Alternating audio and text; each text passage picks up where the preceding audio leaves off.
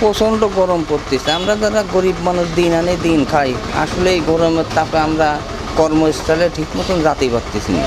আর যাতে না পারলেই আমাদের টাকা ইনকাম না হলে আমরা বলছিলাম মেনে কীভাবে চলবো। এত পরিমাণ তাপমাত্রা যে আমাদের বাংলাদেশে, তা মানে এরকম তাপমাত্রা আমার জীবনের লাইফে মনে হয় প্রথম দেখলাম। গরমের যে তাপমাত্রা এখনও যাচ্ছে সহ্য করার মতো না, যার কারণে আমরা ঠান্ডার জন্য কিছু কোল্ড ডাবের প্রয়োজন ছিল, ডাব খেলাম। ডাব খাওয়ার পরে আর কি একটু স্বস্তি বোধ করছি আর কি। যাই হোক, হেলমেট পরলেও তারপর গ্লাস নামাতে হচ্ছে, সর্বদিক দিয়ে আর কি আমরা অশান্তিতে আছি আর কি। এই গরমের ভিতরে ভ্যান রিক্সা চালায় খাতিতে খুব কষ্ট হচ্ছে, খুব পরিশ্রম, অতিরিক্ত গরম।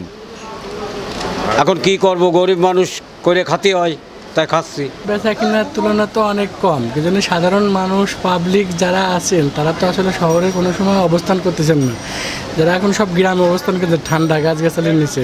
আর আমাদের বর্তমান ব্যবসা বাণিজ্য এখন গরমের মধ্যে অনেক কম আগের তুলনায়। আমাদের শীতের যখন যেরকম চাহিদা থাকে, গরমের সময় এত চাহিদা থাকে না। তো রোদের তাপমাত্রার ভিতরে যেই কাস্টমার আসে সেই কাস্টমারও আসেন, যেই দুধ রাখতেছি চিনি রাখতে সেইটাও বেচতে পারতেছে। দুধ 20-30 কেজি রাখলাম, সেইটা নষ্ট হয়ে যাচ্ছে।